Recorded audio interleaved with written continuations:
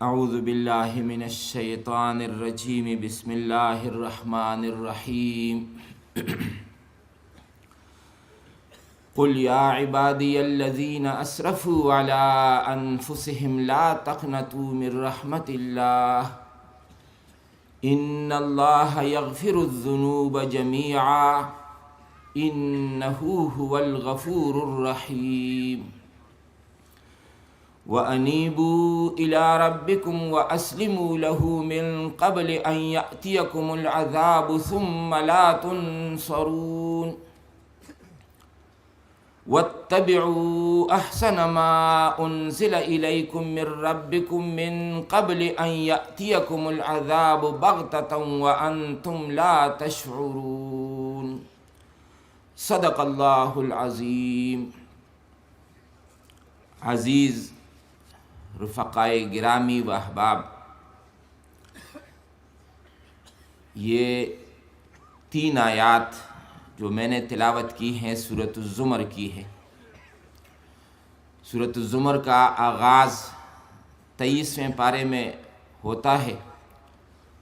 اور پھر یہ سورت جا کے 24ویں پارے میں ختم ہوتی ہے۔ یہ سورت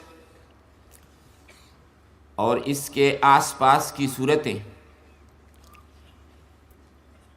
اس کا تعلق صورتوں کے جس گروپ سے ہے اس کا مرکزی مضمون ہے توحید۔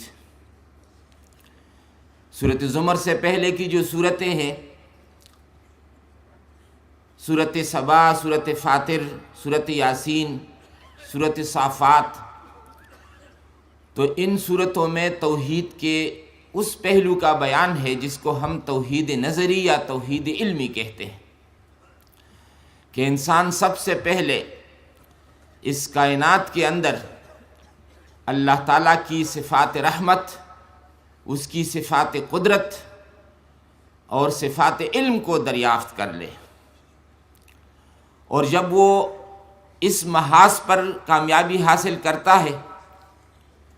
تو پھر اس سے آگے کا مطالبہ یہ ہے کہ اب وہ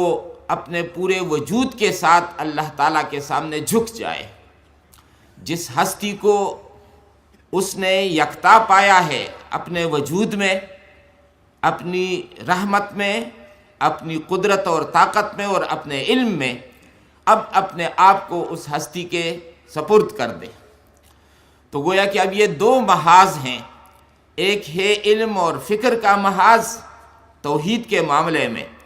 اور دوسرا ہے عمل کا محاذ۔ انسان کے اندر اگر زندہ اور بیدار نور فطرت موجود نہ ہو تو وہ پہلے ہی محاذ میں یہ جنگ ہار دیتا ہے، اور یہ وہ نور فطرت ہے جس کی وجہ سے انسان کے اندر وہ نورانیت پیدا ہوتی ہے کہ وہ نورانیت پھر آنکھوں میں سرایت کرتی ہے، تو انسان کو باہر ہر جگہ اللہ تعالیٰ کی قدرت اور رحمت نظر آتی ہے۔ وہ اقبال کے الفاظ ہیں کہ بنوری تو برف روزم نگارا، کہ بینم اندرونی محرمارا، چمی گویم مسلمانم بلرزم، کہ دانم مشکلات لا الارا۔ وہ کہتے ہیں بنوری تو، یا اللہ آپ نے مجھے جو نور عطا کیا ہے، جو نور فطرت مجھے بخش دی ہے، برف روزم نگاہرا، اس نور نے میری نگاہوں کو اس قدر روشن اور منور کر دیا ہے کہ میں جس چیز پر میری نگاہ پڑے اس کے پیچھے مجھے اللہ تعالیٰ کی قدرت اور اللہ تعالیٰ کا علم اور اللہ تعالیٰ کی رحمت وہ نظر آتی ہے۔ تو کہتے ہیں اسی نور فطرت کی وجہ سے جب کہ میری آنکھیں مستنیر ہوئی ہے، منور ہوئی ہے، روشن ہوئی ہے، کہ بھینم اندرونی محر ماہرا، تو میرے اندر یہ طاقت اور صلاحیت پیدا ہو گئی ہے کہ میں صرف ظاہر کو نہیں دیکھتا کہ یہ چاند ہے اور یہ سورج ہے اور یہ زمین ہے اور یہ آسمان ہے، بلکہ میں ان چیزوں کے پیچھے جا کر دیکھتا ہوں کہ پیچھے کون ہے۔ یہ جو ظاہر ہے کہ چاند کیا ہے اور سورج کیا ہے اور زمین اور آسمان یہ کیا ہیں، یہ ہے سائنس، اور یہ بات کہ اس کے پیچھے کیا ہے، کون ہے وہ ہستی، وہ کون سی ہستی ہے، اس کو دریافت کرنا، یہ ہے توحید اور ایمان۔ تو اقبال کے الفاظ یہ ہیں کہ میں صرف میرا مطالعہ اور مشاہدہ سائنسی نوعیت کا نہیں ہے کہ صرف ظاہر کو دیکھے، بلکہ اس کے پیچھے اس اصل حقیقت کو پالے۔ بنوری تو برافروزم نگارا کہ بینم اندرون مہر مارا، میں اس کے پیچھے جا کر دیکھتا ہوں کہ اصل حقیقت کیا ہے۔ تو یہ تو ہے توحیدی علمی اور نظری۔ اس کے بعد پھر توحید عملی، جس کو ہم عبادت کہتے ہیں کہ اب اللہ تعالیٰ کے سامنے جھک جاؤ۔ تو پھر دوسرے شعر میں اس کا بیان ہے کہ چمی گویم مسلمانم بلرزم کہ دانم مشکلات لا الہ، کہ اب مجھے پتہ ہے کہ لا الہ کہنے کے بعد اور اب جو ذمہ داریاں مجھ پر عائد ہوتی ہیں وہ کتنا بڑا مشکل کام ہے، کٹھن کام ہے، آسان کام بہرحال وہ نہیں ہے۔ تو یہ آغاز ہوتا ہے قل یا عبادی الذین اسرفوا علی انفسہم،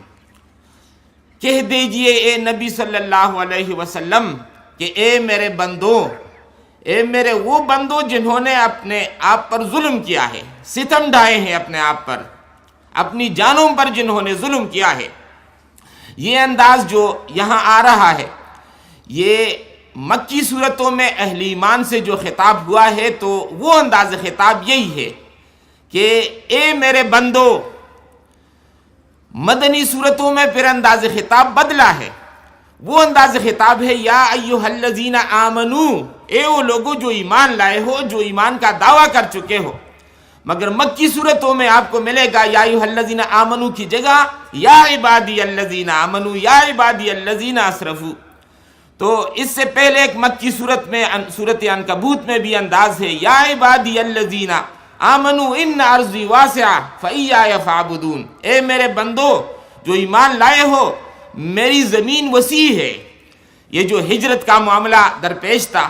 تو یہ فرمایا جا رہا ہے کہ ساری زمین میری ہے، زمین یہ وسعت پذیر جو زمین ہے یہ میری ملکیت ہے، لہذا اے اہل ایمان جو لوگ اس پر ناحق قابض اور غاصب ہیں ان کا یہ حق نہیں ہے، اصل میں یہ حق آپ کا ہے۔ ان الارض یرثها عبادی الصالحون، لہذا ہجرت کر کے کسی اور زمین میں تم چلے جاؤ اور وہاں اس جدوجہد کو، اقامت دین اور اقامت نظام عدل کی اس جدوجہد کو جاری رکھو۔ تو یا عبادی الذین، یا عبادی الذین، وہ ان صورتوں کے اندر اس خطاب کو آپ پائیں گے۔ اسرفوا علی انفسہم، کہ میرے وہ بندو جنہوں نے اپنے اوپر اپنی جانوں پر ظلم کیا ہے، زیادتی کی ہے۔ انسان جب اللہ تعالیٰ سے دور ہٹتا ہے، جب عبادت کی ذمہ داری سے وہ کنی کتراتا ہے تو یہ اللہ تعالیٰ کا تو وہ کچھ نہیں بگاڑتا، حقیقت میں سارا نقصان وہ خود اپنا کرتا ہے۔ لہٰذا ایک حدیث کے الفاظ بھی یہی ہیں کہ اے میرے بندو تم تمام اولین و آخرین اور تمام جن و انس اگر ایک گناہگار اور ایک بدترین انسان جیسے اگر وہ ہو جاؤ تو میری ملکیت میں اور سلطنت میں کوئی کمی نہیں آئے گی، اور اگر تم تمام اولین و آخرین اور تمام جن و انس تم اگر ایک متقی ترین انسان کے مانند ہو جاؤ تو میری سلطنت میں اور میری ملکیت میں کوئی اضافہ نہیں ہوگا۔ لہٰذا یہاں پر نقصان اگر کسی کا وہ ہوتا ہے تو اس کا اپنا ہوتا ہے، اللہ تعالیٰ کا کوئی نقصان نہیں ہے۔ یہ جو عبادات کا نظام ہے، اس نظام عبادات میں ہم دیکھتے ہیں کہ اس کے پیچھے بھی ایک بڑی خوبصورت لاجک ہے۔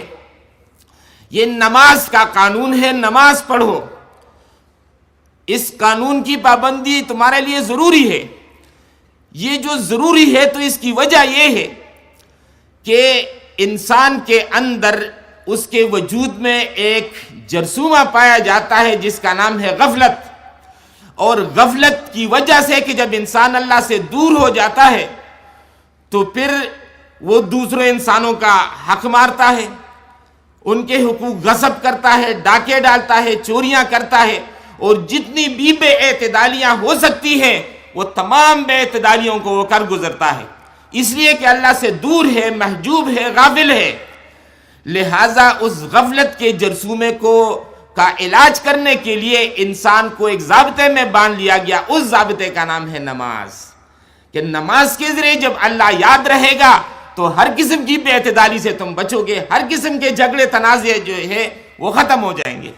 اور ظاہر بات ہے کہ یہ جو نماز اللہ کی یاد ہے یادی او سرمایه ایما بود، یادی او سرمایه ایما بود، ہر گدا از یادی او سلطان بود، کہ اللہ تعالیٰ کی یاد جو ہے وہ تو ایمان کا سرمایہ ہے، اور جس شخص کو یہ یاد کی دولت مل جائے، ہر گدا از یادی او سلطان بود، تو یہ یاد کی دولت پا کر وہ گدا جو ہے وہ سلطان بن جاتا ہے، بادشاہ بن جاتا ہے۔ تو لہذا نماز کے ضابطے کا مطلب یہ ہے کہ یہ جو سجدہ آپ نے کیا ہے یہ ایک سجدہ ہے، مگر اس نے تمہیں رسم و رواج کے سامنے 1000 سجدوں سے تمہیں بے نیاز کر دیا ہے، اس سے آزاد کر دیا ہے، تمہاری جان چھوٹی ہے۔ لہذا اس ضابطے کو، نماز کے ضابطے اور نماز کی پابندی کو اپنے حق میں بہت ہی ایک بہترین چیز سمجھو۔ یہ نہ کرو گے تو خود اپنا نقصان اٹھاؤ گے۔ یہی حال روزے کا ہے کہ روزے یہ جو تم لوگ بات بات پر آپے سے باہر ہوتے ہو، غصے ہوتے ہو، تو اس کی وجہ کیا ہے؟ وجہ یہ ہے کہ ضبط نفس نہیں ہے، اور جب ضبط نفس نہیں ہے تو بہت سے مسائل کا شکار ہوتے ہو۔ لہٰذا اس ضبط نفس کو حاصل کرنے کے لیے تمہیں ایک دوسرے قانون میں باندھ دیا گیا ہے، اس قانون کا نام ہے روزہ۔ اسی طرح تمہارے جھگڑے تنازعوں کی ایک اور بنیاد مال کی محبت ہے، لہذا زکوٰۃ کے فریضے سے گویا کہ اس جرثومے کو تمہارے وجود سے نکال باہر کر دیا گیا ہے۔ چنانچہ سورۃ النساء میں جو اصلاح معاشرہ کی صورت ہے، اس میں ایسے قوانین کا ذکر کرنے کے بعد کہ یہ پابندی کرو گے، یہ کرو گے، یہ کرو گے، یہ کرو گے، تو پھر آگے فرمایا یرید الذین یتبعون الشہوات ان تمیلوا میلا عظیما، وہ لوگ جو شہوات کی پیروی کرتے ہیں وہ چاہتے ہیں کہ تم اصل راہ سے دور جا پڑو۔ یرید اللہ ان یخفف عنکم وخلق الانسان ضعیفا، اللہ تعالیٰ چاہتا ہے کہ تمہارے لیے آسانی پیدا کر دے۔ جب نماز کا سجدہ تم سے کرایا تو بہت سے سجدوں سے تمہیں نجات مل گئی، لہٰذا یہ تمہاری یہ قانون اور یہ ضابطے جو ہیں یہ تمہاری ضرورت ہے، اور یہ تمہاری بہتری اور تمہاری منفعت کے لیے سب کچھ ہو رہا ہے۔ تو اسرفوا علی انفسہم، میرے وہ بندو جنہوں نے اپنے آپ پر ظلم کیا ہے، اپنے آپ پر ستم ڈھائے ہیں، اللہ تعالیٰ کا کچھ انہوں نے بگاڑا نہیں ہے۔ لا تقنطوا من رحمت اللہ، اللہ تعالیٰ کی رحمت سے نا امید مت ہو۔ ظاہر بات ہے انسان جب عبادت کی ذمہ داری میں کوئی خرابی واقعہ ہوتی ہے، اس سے جب وہ دور بھاگتا ہے، جب سستی اور ڈھیلا پن دکھاتا ہے، تو پھر شیطان اس پر اپنے ڈورے ڈالتا ہے۔ وہ جب دیکھتا ہے کہ ایک شخص اللہ کی یاد سے غافل ہو گیا ہے، اللہ کی عبادت سے وہ دور ہو گیا ہے، تو وہ جو فرمایا کہ وَمَن يَعْشُ عَن ذِكْرِ الرَّحْمَٰنِ نُقَيِّضْ لَهُ شَيْطَانًا فَهُوَ لَهُ قَرِينٌ، جو اللہ کی یاد سے نکل گیا، شیطان آ کر اس کے اوپر قابض ہو جاتا ہے، اور پھر وہ نا امیدی کے صحراؤں میں اس کو بھٹکتے لیے پھرتا ہے۔ تو لہٰذا انسان جب نا امیدی تک پہنچتا ہے اور بدعمالیوں کی وجہ سے وہ پھر آ کر جب کہ گر جاتا ہے، تو کبھی کبھی اس کا ضمیر اس کو کچوکے دیتا ہے کہ میں کس رخ پر، کس غلط رخ پر میں آ گیا ہوں۔ تو لہٰذا اب انسان کے اندر کچھ وہ احساس پیدا ہوتا ہے کہ کاش میں پھر اللہ تعالیٰ کی طرف وہ رجوع کروں، مگر چونکہ میرے گناہ، میری نافرمانیاں اتنی ہے کہ یہ کیسے ہو سکتا ہے، کیا میری واپسی قبول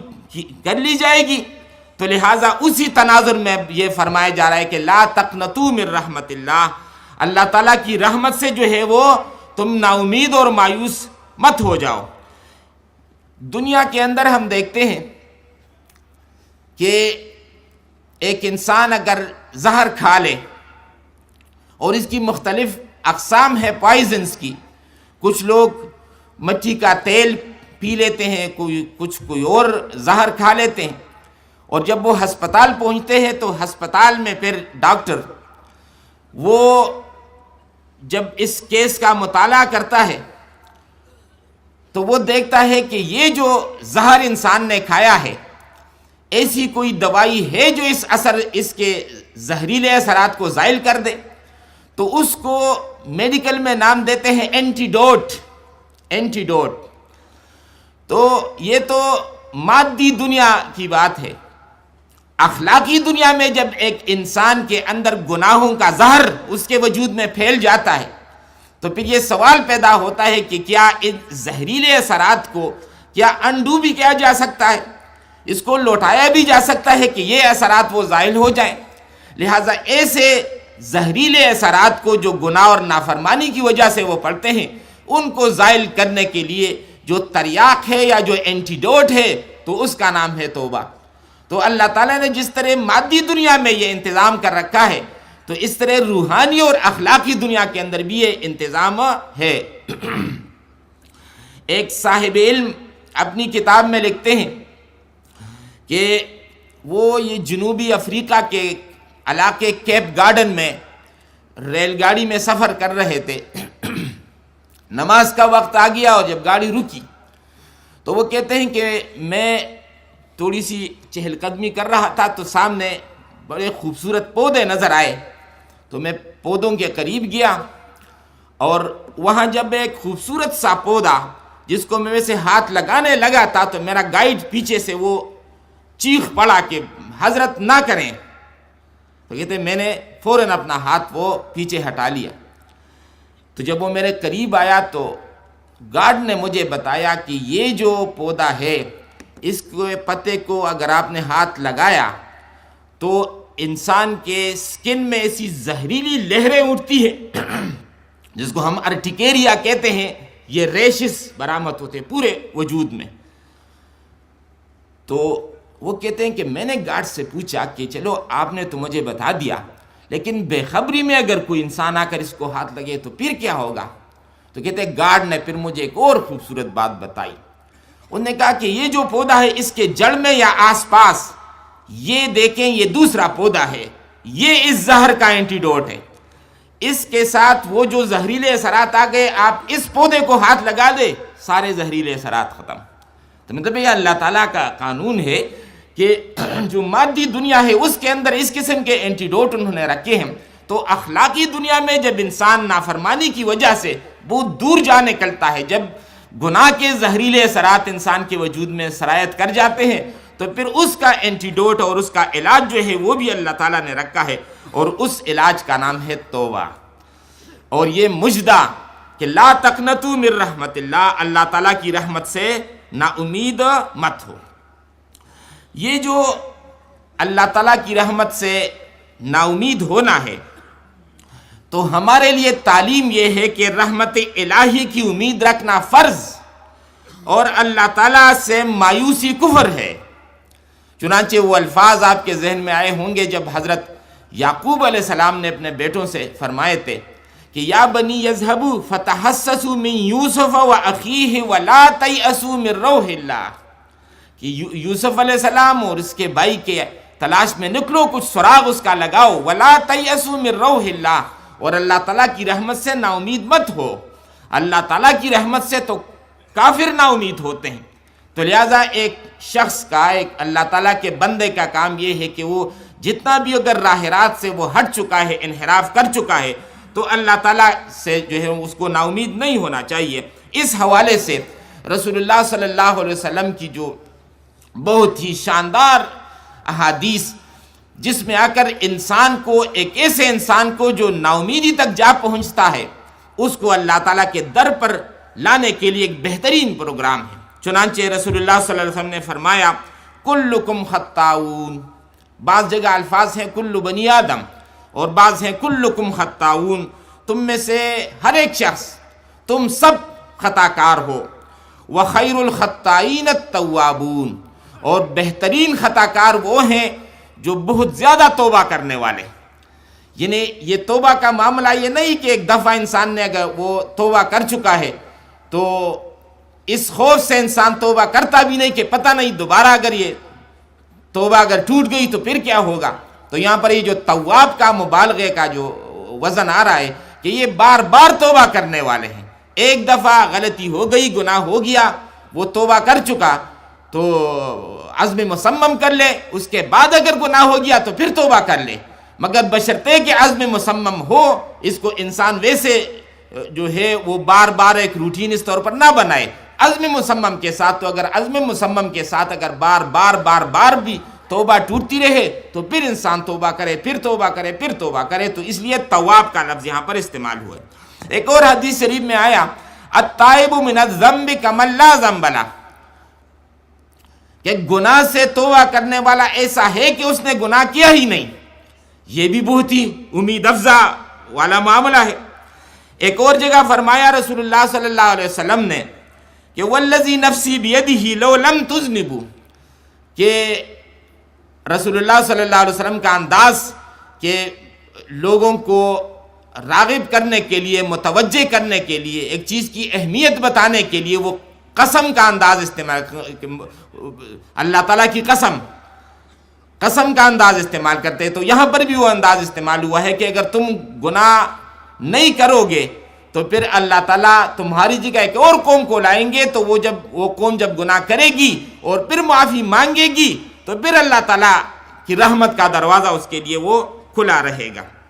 اور ایک اور حدیث شریف میں فرمایا، حضرت ابو ہریرہ رضی اللہ تعالیٰ عنہ سے یہ مروی ہے کہ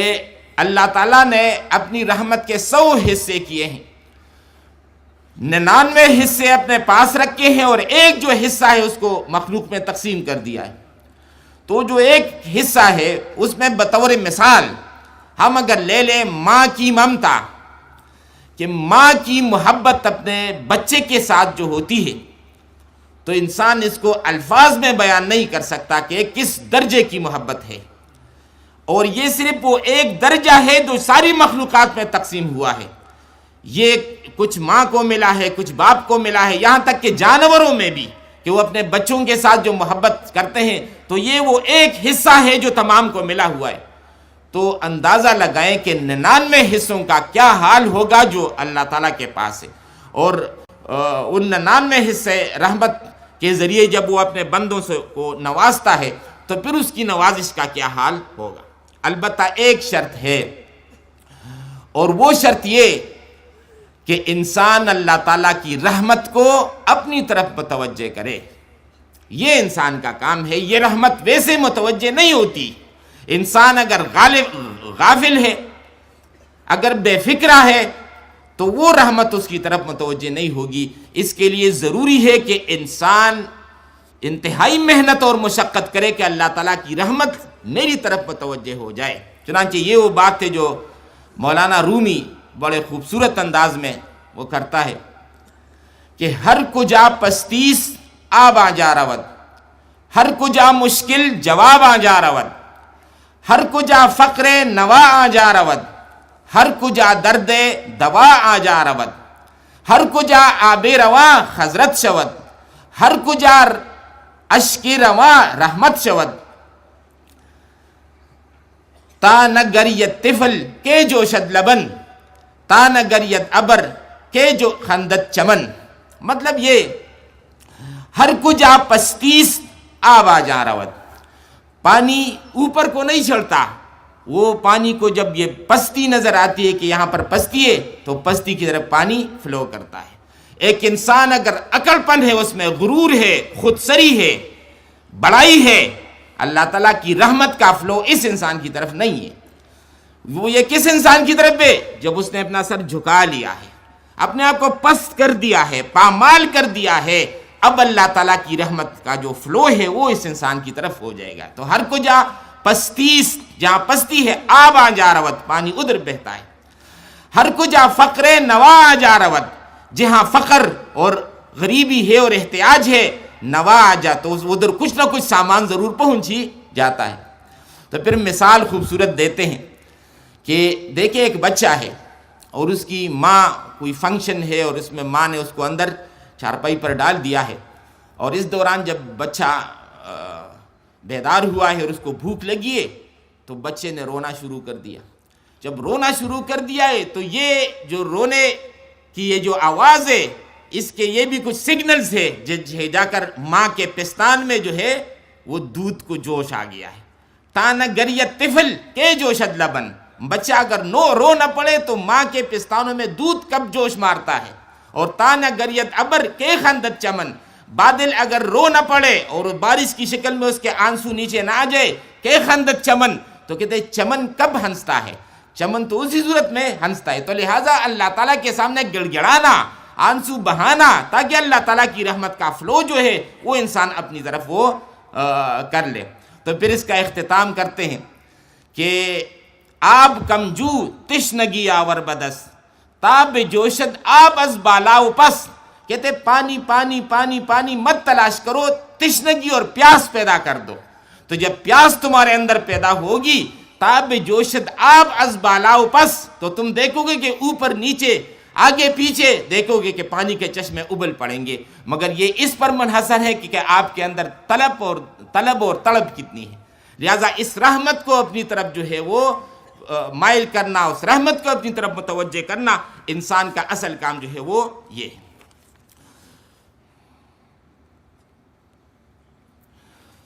آگے فرمایا ان اللہ یغفر الذنوب جميعا، یقیناً اللہ تعالیٰ سارے گناہوں کو بخشتا ہے. سارے گناہوں کو انہیں انسان کوانٹٹی کو نہ دیکھے کہ میرے گناہوں کی مقدار اتنی ہے، بلکہ اللہ تعالیٰ کی رحمت کی جو وسعت ہے اس پر انسان نظر کرے. دیکھیں ایک انسان کو قتل کرنا کتنا بڑا جرم، جس کے بارے میں قرآن مجید میں آیا فَكَأَنَّمَا قَتَلَ النَّاسَ جَمِيعًا، یہ ایسا ہے جو کہ انہوں نے تمام انسانوں کو قتل کر دیا. تو اب اگر ایک انسان نے 100 انسانوں کو قتل کیا ہو تو اس کے گناہ اور جرم کا کیا حال ہوگا. مگر جو حدیث شریف میں جو مضمون آیا ہے کہ ایک شخص جس نے 99 قتل کیے تھے اور پھر وہ توبہ کی فکر اس کو دامنگیر ہو گئی، تو وہ کسی راہب کے پاس گیا اور جب اس سے پوچھا کہ کیا میرے لیے نجات کا کوئی راستہ معافی کا ہے، اس نے کہا کہ نہیں، تو پھر اس کو بھی قتل کر دیا تو 100 ہو گئے. پھر ایک اور راہب کے پاس وہ گیا ہے اور اس راہب نے کہا کہ ہاں آپ کے لیے نجات کا راستہ ہے، آپ توبہ اگر کر لے تو آپ کی معافی ہو سکتی ہے، توبہ کر لو اور یہاں سے اس دوسری بستی میں چلے جاؤ، وہاں نیک پارسا لوگ رہتے ہیں، ان کی صحبت میں تم وہ رہو. اور پھر جو یہاں سے وہ چل پڑے ہیں، اور وہ مشہور جو احادیث میں وہ آتا ہے کہ وہاں اس کی موت واقعہ ہو گئی، اور پھر رحمت اور عذاب کے دونوں فرشتے آئے ہیں اور دونوں کے درمیان تنازع ہوا ہے کہ جو عذاب کے فرشتے ہیں وہ روح قبض کرنا چاہتے ہیں کہ یہ تو در حقیقت ایک غلط کار اور مجرم شخص تھا، اور رحمت کے فرشتے کہتے ہیں کہ نہیں، یہ تو اس وقت جو ہے وہ توبہ کر کے اللہ تعالیٰ کی پناہ میں آنا چاہتا تھا. اور پھر ایک ثالث آ کر ان کا فیصلہ کرتا ہے، اور پھر آخری فیصلہ یہ ہوتا ہے کہ چلو اس زمین کو ناپا جائے، وہ جہاں پر انہوں نے جرائم کیے ہیں وہ، اور جہاں کی طرف یہ جا رہا تھا وہ زمین. اور بعض پھر روایات میں آتا ہے کہ اللہ تعالیٰ نے پھر زمین کو حکم دیا کہ جہاں سے آ رہا تھا اس زمین سے کہا کہ تم جو ہے نا پھیل جاؤ، اور جس طرف جا رہا تھا اس زمین کو حکم دیا کہ سکڑ جاؤ، تاکہ میرا بندہ جو اس کو لیے زیادہ سے زیادہ الاؤنس مل جائے. تو یغفر الذنوب جميعا، تو یقیناً اللہ تعالیٰ تمام گناہوں کو بخشتا ہے. انہ هو الغفور الرحیم، یقیناً وہ بہت بخشنے والا اور بڑا ہی مہربان ہے، بہت بخشنے والا بڑا ہی مہربان ہے. یعنی اللہ تعالیٰ کی رحمت ہے. اب ایک جو اسپیشل چیز ہے وہ یہ کہ انسانوں کی دنیا میں ہم دیکھتے ہیں کہ ایک انسان اگر کسی کے سامنے اس نے بڑی نافرمانی کی ہے، حکم عدولی کی ہے، اور وہ جب پھر آتا ہے اور پہلے تو معافی ملتی نہیں، اور معافی اگر مل بھی جائے تو جو شخص اس کو معاف کر رہا ہے اس کے پیشانی پر بل پڑے ہوں گے کہ یہ کتنا بڑا جرم ہے، اس نے کتنا میرا حق غصب کیا ہے. اگر معاف بھی کر لیا ہے تو بل پڑی ہوئی پیشانی کے ساتھ معاف کرتا ہے. مگر اللہ تعالیٰ کا معاملہ یہ ہے کہ وہ جب ایک اتنے بڑے مجرم کو معاف کرتا ہے تو ایسا نہیں کہ جس کو ہم بادل ناخواستہ کہتے ہیں، بلکہ انتہائی مسرت کے ساتھ، انتہائی مسرت کے ساتھ. چنانچہ وہ جو حدیث شریف میں ایک مسافر کا جو ذکر ہوا ہے کہ کسی سنسان صحرائی علاقے میں وہ جا رہا ہے اور پھر سستانے کے لیے وہ کہیں ٹھیک لگاتا ہے، اور اس کے پاس اونٹنی ہے، اس پر سارا کھانے پینے کا سامان ہے. اتنے میں جب پھر ان کو جاگ آتی ہے اور دیکھتا ہے کہ وہ اونٹنی غائب ہے، لہذا بہت سخت تشویش میں وہ مبتلا ہوتا ہے کہ میرے کھانے پینے کا تو سارا سامان اس پر تھا. وہاں پر ایسا تو نہیں تھا کہ جا بجا وہ ہوٹل ہے اور پانی کا انتظام ہے اور وہاں سے اور سامان لے گا، نہیں، وہ تو صحرا میں تو اور کوئی انتظام ہے نہیں. تو لہذا وہ اب یہ سمجھتے ہیں کہ اب تو میری موت آئی گئی. چنانچہ پھر وہ آ کر جہاں پر وہ لیٹتا ہے، اور کچھ دیر کے بعد پھر جب کہ وہ اس کو جاگ آتی ہے، آنکھیں کھولتا ہے تو دیکھتا ہے کہ وہ اونٹنی بالکل سامنے اس سارے ساز و سامان کے ساتھ کھڑی ہے. تو کہتے ہیں اس وقت اس شخص کو جو خوشی ملتی ہے اور فرحت کی جو کیفیت ہوتی ہے، تو اس میں انتہائی خوشی کے مارے وہ یہ کہنے کی بجائے کہ یا اللہ تو میرا رب ہے اور میں تیرا بندہ ہوں، تو وہ اس کو الٹ دیتا ہے ان الفاظ کو کہ یا اللہ تو میرا بندہ ہے اور میں تیرا رب ہوں۔ تو کہتے ہیں کہ اس بندے کو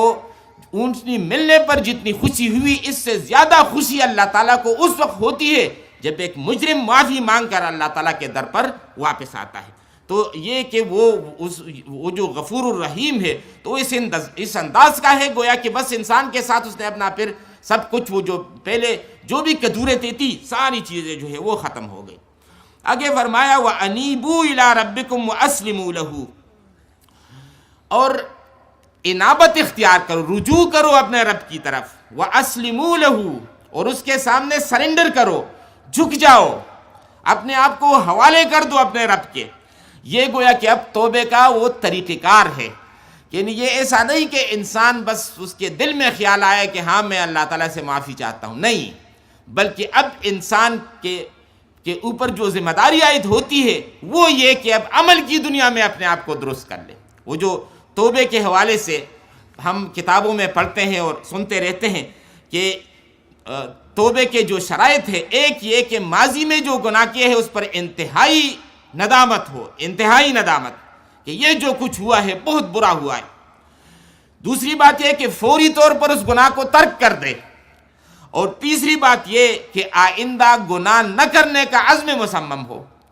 اور چوتھی بات اس میں شامل ہے کہ اگر حقوق العباد میں سے کسی کا حق و مارا ہو اس کو واپس کر دے۔ تو یہ چار باتیں، تو یہاں پر فرمایا کہ تم یہ جو توبہ اگر کرتے ہو تو انیبو الی ربکم، عملی طور پر اب اللہ تعالیٰ کی طرف پلٹ جاؤ، اب اپنے عمل میں انقلاب پیدا کر دو، انقلاب اپنے عمل میں لے آؤ، ڈھٹائی ختم کرو، عقل پن ختم کرو، مزاحمت ترک کر دو، خودسری کو چھوڑو، رعونت سے مستعفی ہو جاؤ، تو اب یہ چونکہ اللہ تعالیٰ کی طرف جو ہے وہ تم آ جاؤ گے۔ چنانچہ انسان کے اندر کا جو یہ نفس امارہ ہے، نفس امارہ، یہ اتنی آسانی سے ہار ماننے کے لیے تیار نہیں ہوتا۔ یہ کبھی کبھی تو انا ربکم الاعلی کہہ کر وہ فرعونیت کی شکل میں سر نکالتا ہے، کبھی کبھی یہ کہتے ہیں انما اوتیتہ علی علم عندی، اور یہ قارونیت کا لبادہ اوڑھتا ہے کہ نہیں یہ جو میرا علم ہے میں اسی کی، یہ میرے علم کی وجہ سے سب کچھ ممکن ہوا ہے۔ کبھی کبھی یہ انوحی و امید کا نعرہ لگا کر یہ نمرود بن جاتا ہے۔ لہٰذا آسان نہیں ہے کہ انسان کا نفس امارہ یہ ہار مان لے۔ چنانچہ یہ بات کہ جب ہم قربانی کرتے ہیں اور بکری ذبح کرتے ہیں، بکری کی آواز ہے میں کرنے والی بکری، اس بکری کو تو ہم ذبح کر لیتے ہیں، مگر ایک اور بکری ہے جو ہمارے باطن میں ہے، وہ بھی میں کرتی ہے۔ وہ کون سی؟ میرا علم، میری حیثیت، میری وجاہت،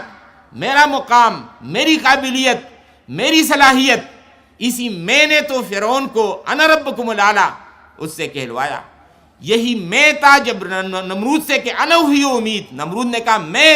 زندگی بھی دیتا ہوں اور موت بھی دیتا ہوں، یہ صرف خدا کا کام تو نہیں، نعوذ باللہ۔ تو لہذا یہ میں تھا۔ تو اب انسان کے لیے جو کرنے کا کام ہے وہ یہ کہ وہ اس میں کو، یہ جو اندر کی بکری ہے، اس میں کی آواز کو وہ بند کر دے۔ سب سے بڑا جو انسان کے لیے جو رکاوٹ ہے وہ یہ کہ اللہ تعالیٰ کے مقابلے میں وہ اپنے آپ کو پروجیکٹ کرنا چاہتا ہے، اپنے آپ کو جتلاتا ہے۔ یہ وہ بات ہے جس کو مولانا رومی کہتے ہیں من اور ماں در من و ماں سخت کر دستی تو دست، ہست این جملہ خرابی از دو ہست۔ کہتے ہیں یہ من اور ماں اور میں اور میرا علم، کہتے ہیں کہ ساری خرابی کی جڑ بنیاد یہی ہے۔ اور ہست این جملہ خرابی، یہ ساری از دو ہست، جب انسان نے دیکھا کہ ٹھیک ہے اللہ کی مرضی بھی ہے مگر میری بھی ہے، اللہ کی بھی حیثیت مگر میری بھی حیثیت ہے، تو جب وہ اللہ تعالیٰ کے مقابلے میں آتا ہے تو ساری خرابی جو ہے وہ یہاں سے پیدا ہوتی ہے۔ اور حافظ شیرازی کے الفاظ ہیں کہ حافظہ گر بت شکستی خوش مواش، خود پرستی کم طرز اسنام نیز، کہ حافظ تم جو ہے اگر تم نے بتوں کو توڑ دیا ہے تو خوش مت ہو جاؤ، خود پرستی یہ جو اندر کا بت ہے کم طرز اسنام نیز، وہ ان بتوں سے کوئی کم جو ہے وہ نہیں ہے، لہٰذا اس کو ختم کرو، اس کو ٹھکانے لگا دو۔ تو یہ ہے وَأَنِيبُوا إِلَىٰ رَبِّكُمْ، اپنے رب کی طرف پلٹ جاؤ، وَأَسْلِمُوا لَهُ، اور اس کے فرمان بردار بن جاؤ، فرمان برداری اختیار کرو۔ یہ جو انابت اور اسلام دو جو یہ مطالبے آ گئے، انابت اور اسلام، تو اب ہم دیکھ رہے ہیں انابت کس کی طرف؟ الی ربکم، اپنے رب کی طرف دوڑ پڑو، اپنے رب کی طرف رجوع کرو، واسلموا لہ، اور اس کی فرمان برداری اختیار کرو۔ یہ جو انابت ہے، اس میں اب دیکھنے کی چیز یہ ہے اپنے رب کی طرف۔ بعض اوقات ایسے انسان ہوتے ہیں جو گناہوں سے تائب ہو جاتے ہیں، اور آپ دیکھیں گے کہ یہ تو گناہ سارے جو جس گناہ میں ملوث تھا وہ گناہ تو اس نے چھوڑ دیا، مگر وہ گناہ وہ اللہ کی وجہ سے اس نے نہیں چھوڑا ہوتا، بلکہ وجوہات کچھ اور ہوتی ہیں۔ وہ کون کون سی وجوہات ہے؟ ایک انسان شراب سے تائب ہو جاتا ہے مگر ڈاکٹر کے کہنے پر، نہ کہ خدا اور رسول صلی اللہ علیہ وسلم کی وجہ سے۔ جب ڈاکٹر نے اس کو کہہ دیا کہ یہ جو شراب تم پیتے ہو یہ تو ہیپیٹوٹاکسک ہے، تمہارا جگر تباہ ہو جائے گا، وہ تائب ہو گیا۔ اس کو توبہ نہیں کہیں گے، یہ تو اللہ اور رسول کی وجہ سے نہیں، یہ تو جگر کی خرابی سے ڈرنے کی وجہ سے اس کا معاملہ یہ ہو گیا۔ دوسری چیز، گناہ بدنامی کے خوف سے چھوڑ دیا، یہ بھی توبہ نہیں۔ ایک دکاندار ہے، وہ یہ سوچتا ہے کہ اگر میں یہ گناہ کرتا ہوں، یہ جو ملاوٹ اور ذخیرہ اندوزی جو میں کرتا ہوں، میری بدنامی ہو جائے گی، پھر تو گاہک کوئی میری طرف نہیں آئے گا، لہٰذا وہ اس سے تائب ہو گیا، یہ بھی توبہ نہیں ہے۔ تو لہٰذا توبے کے اندر جو پہلی چیز ہے وہ ہے کہ انسان اللہ کی وانوبوا الی ربکم، اللہ کی طرف کہ یہ نیت ہو کہ میں اللہ تعالیٰ کے لیے سب کچھ جو ہے وہ کر رہا ہوں۔ بعض اوقات انسان بے بس ہو جاتا ہے اور بس نہیں چلتا گناہ کا، رکا ہاتھ جب پارسا ہو گئے ہم۔ اور دوسری چیز جو اس میں ضروری ہے وہ یہ کہ انسان توبے کو ٹالنے کی کوشش نہ کرے، یہ فوری طور پر یہ بات ہو کہ وہ جس گناہ میں ملوث ہے اس کو وہ چھوڑ دے۔ چنانچہ ہم دیکھتے ہیں یہ جو ہماری مادی دنیا ہے، ایک پودا اسے کسی راہ گزر میں نکل آیا ہے، انسان اس کو نظر انداز کر دے کہ چلو ٹھیک ہے دوسرے سال اس کو اکاڑ دوں گا، دوسرے سال اس کا تنا اور بھی مضبوط ہو جاتا ہے، تیسرے سال اور بھی مضبوط ہو جاتا ہے۔ پہلے سال اس کو اکاڑنا آسان تھا، دوسرے سال مشکل تھا، تیسرے سال مشکل تر، چوتھے سال مشکل ترین۔ یہی حال گناہ کا ہے کہ انسان اگر اس کو اکھاڑنے میں یہ سستی وہ دکھائے کہ چلو چھوڑ دوں گا، تو وہ گناہ کا پودا اور بھی مضبوط ہو جاتا ہے، پھر اگر وہ مضبوط ہے تو پھر اور بھی مضبوط ہو جائے، تو یہ مضبوطی اس کی بڑھتی چلی جا رہی ہے۔ یا بیماری کے معاملہ میں ہم دیکھتے ہیں کینسر کی بیماری، پہلے مرحلے پر علاج اگر نہ ہوا تو یہ دوسرے مرحلے میں جائے گا، علاج مشکل، اس میں بھی اگر نہ ہوا تیسرے مرحلے میں گیا، اس سے بھی مشکل۔ تو گناہ کا معاملہ یہ ہے کہ انسان جتنا کہ وہ تاریخوں پر تاریخیں دیتا ہے، اتنا ہی جو ہے وہ معاملہ مشکل سے مشکل تر ہوتا چلا جاتا ہے۔ تو اللہ کی طرف رجوع کرو اور اس کے سامنے سرنڈر کر جاؤ، سبمٹ کرو، جھک پڑو اس کے سامنے، بچ جاؤ۔ من قبل ان یأتیکم العذاب، اس سے پہلے کہ تم پر عذاب آ جائے، ثم لا تنصرون، اور پھر کہیں سے تمہاری مدد نہیں کی جائے گی۔ واتبعوا احسن ما انزل الیکم من ربکم من قبل ان یأتیکم العذاب بغتہ وانتم لا تشعرون، اور اتباع کرو اس بہترین چیز کی اور اس کے بہترین پہلو کی۔ اب یہ گویا کہ وہ پروگرام ہے کہ اصل میں انسان جب پلٹتا ہے اللہ کی طرف تو وہ اللہ تعالیٰ کے پروگرام کو اپنا لے اور اپنی زندگی کا حصہ بنا لے، اور اس پروگرام کا نام ہے اتباع قرآن۔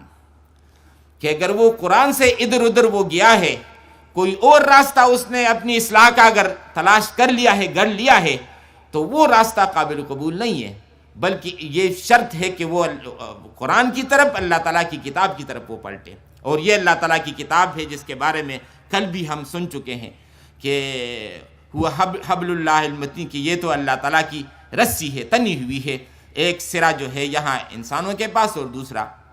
طرفہ بید اللہ و طرفہ بیدیکم، اس کا ایک سرا وہ اللہ کے ہاتھ میں اور دوسرا سرا جو ہے وہ انسانوں کے ہاتھ میں وہ ہے۔ اور پھر یہ کہ ایک ایسی رسی ممدود جو کہ وہ تنی ہوئی ہے آسمان سے زمین کی طرف، اور ان ھذا القرآن یہدی للتی ہی اقوم، یہ وہ کتاب ہے، یہ وہ قرآن ہے جو کہ وہ راستہ دکھاتا ہے جو بالکل سیدھی راہ ہے۔ یہی قرآن ہے جو انسان کے اندر جا کر ایک انقلاب برپا کرتا ہے، دلوں کا سیکل ہے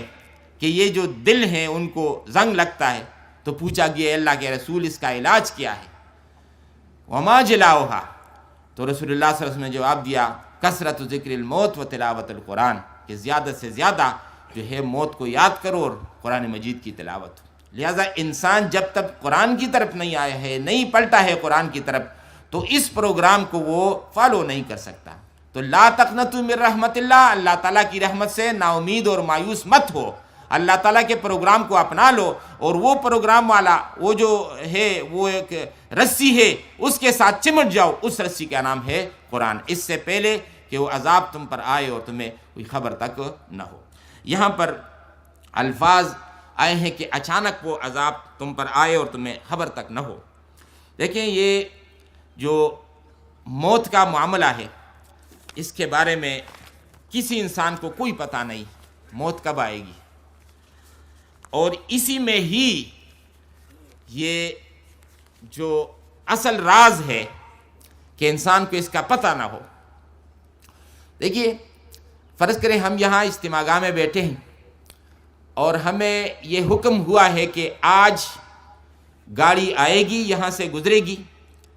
آدھا گھنٹہ انتظار کرے گی، اپنے سامان تیار رکھو،